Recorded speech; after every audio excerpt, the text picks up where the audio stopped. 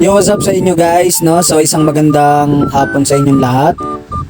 So, ito nga pala si Euro Icon 110cc version 3 2023 model. Marami kasing nagko-comment sa akin guys kung ano daw ba yung mga specs ni Euro Icon 110cc compare kay Honda Beat 110cc. So, ang advantage lang naman ni Euro Icon 110cc guys is meron po siyang passing light. Compare natin kay Honda Beat 110cc, wala po siyang passing light. At naka gold type na rin yung kanyang mags, harap at likod. Tapos yung sukat ng gulong niya sa likod ay naka 90 to 100 yung kanyang gulong sa likod. Kaya medyo malaki yung gulong natin sa likod. So guys, kahit medyo mabigat yung isasakay nyo rito ay kayang-kaya ni Euro Icon 110cc kahit napaahon. Kayang-kaya niyang isakay sa motor na ito. Compare natin kay Honda Beat na medyo maliit yung gulong niya, harap at saka likod. So guys, napakaraming picture nito ni Euro Icon 110cc. Pagdating sa ilaw niya, sobrang lakas at meron din siyang high beam, tapos meron din siyang low beam.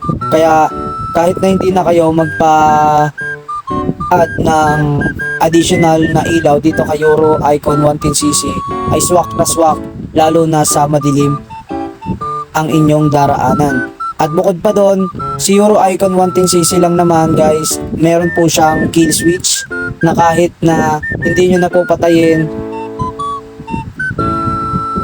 sa susian yung inyong motor, automatically na mamamatay po siya dahil sa kill switch features po niya. And aside from that, napakaraming niyang parts, no? So pwede kay Euro Icon 110cc ang mga parts na Honda Click, pwede ring parts ng Honda Beat, at napakaganda ng itsura ni Euro Icon 110cc guys, dahil